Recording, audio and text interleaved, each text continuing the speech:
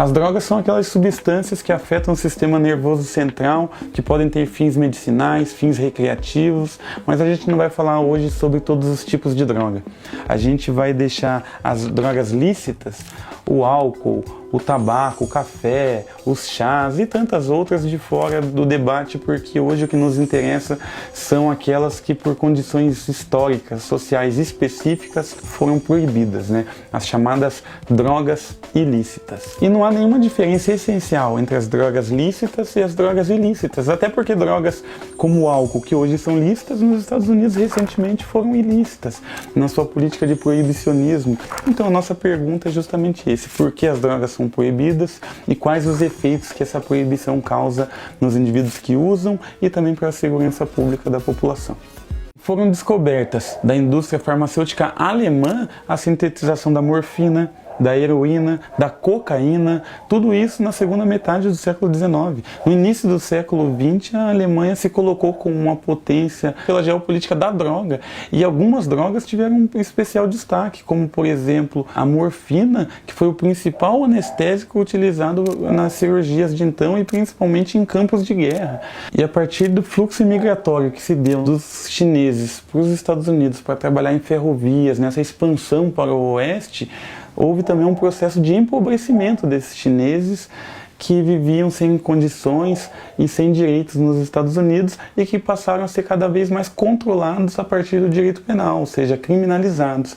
E as principais criminalizações foram a criminalização do uso de ópio, que era tradicional dos chineses, e também a criminalização das tranças masculinas, que é uma característica cultural em respeito aos seus imperadores. E a grande contradição nisso tudo é que esse mesmo ópio que era proibido, ele foi legalizado como base de xaropes infantis para que as crianças das classes subalternas utilizassem esse xarope e dormissem por mais tempo, ficassem sonolentas por mais tempo para que seus pais pudessem ser mais produtivos. No Brasil, o primeiro diploma legal que proibiu o uso da maconha foi em 1830, que proibia o uso do pito de pango. Pango era uma forma de cachimbo artesanal feito pelos escravos e a pena era de 3 dias de cadeia para o escravo que utilizasse, e o boticário, outra pessoa que manipulasse essa droga e vendia, apenas uma multa. Então você vê que a política do proibicionismo não foi em relação ao ato em si da traficância ou do comércio da droga. Ela desde o início nasce para perseguir determinadas populações, né? Dessa demonização da droga o encarceramento cada vez mais massivo do usuário e do traficante foi um pulo. A história do proibicionismo é também a história do seu fracasso. Foram 40 anos de incompetência absoluta no que diz respeito ao controle da produção, da circulação, da comercialização, do uso, da violência e da corrupção ligada às drogas. Por outro lado, essa política proibicionista justificou a intervenção dos Estados Unidos na soberania de países do terceiro mundo sob pretexto dessa suposta guerra às drogas que nunca teve sucesso. No Brasil, essa política serviu principalmente para substituir o inimigo interno da nação. Se antes, durante a ditadura, era o subversivo, o comunista, com o processo de redemocratização passou a ser o traficante, o jovem, negro, morador de periferia de grandes centros urbanos, ensino fundamental incompleto, inserido em estratégias ilegais de sobrevivência, e essa pessoa começa a unificar a nação em nome de uma nova guerra. Não mais a guerra contra o comunismo, agora a guerra interna, que é a guerra contra o tráfico de drogas, que é imposta de fora para dentro, como uma política que os Estados Unidos adotou e fez imperar em toda a América Latina. E com a lei de drogas de 2006, que foi incapaz de distinguir a figura do traficante da figura do usuário, já que os verbos são os mesmos, portar, armazenar, etc.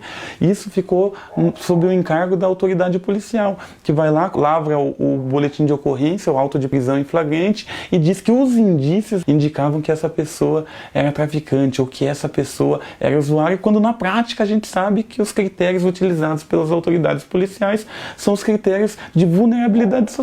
Quais eles?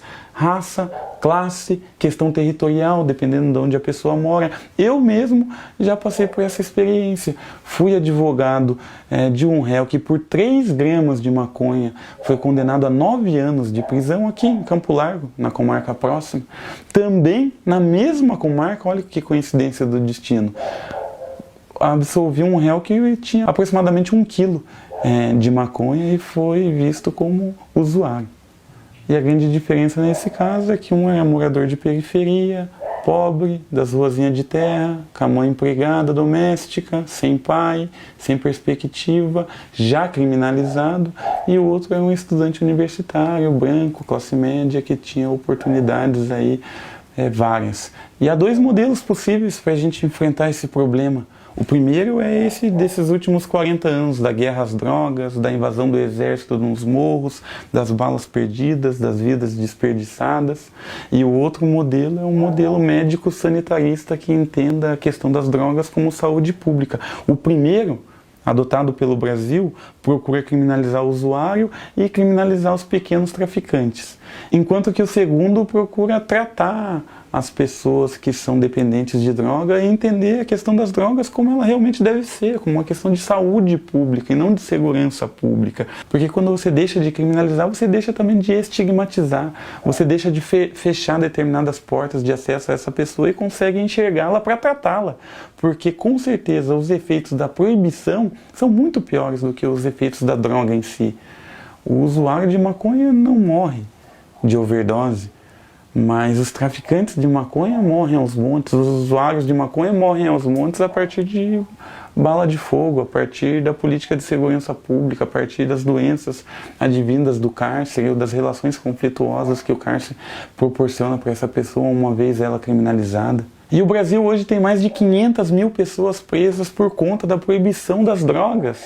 Você imagine só, são usuários que estão presos injustamente e traficantes do varejo. Não são traficantes do atacado. Então as pessoas pobres é que estão lotando as cadeias por conta da proibição às drogas. E quem são essas pessoas? E qual o objetivo do Estado com isso? A gente acabou de perceber que desde o início da proibição ela não é para controlar a circulação e produção das drogas, porque senão é uma falência completa.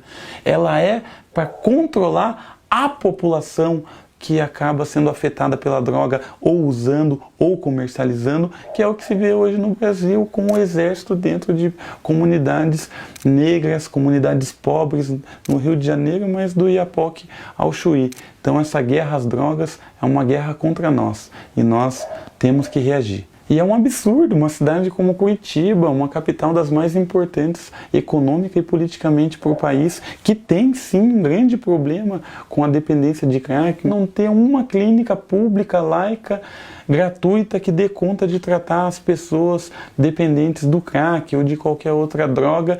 E essa mesma cidade coloca todo o seu orçamento na segurança pública e trata exclusivamente da questão dos usuários de droga, que são, pela Organização Mundial de Saúde, classificados como pessoas doentes, tratam exclusivamente essa questão como segurança pública e como se as pessoas fossem marginais e criminosas. Eu acho que essa mudança de olhar é urgente, e a partir dessa mudança a gente vai conseguir não só diminuir o número de pessoas dependentes do crack, como também diminuir o tráfico de drogas.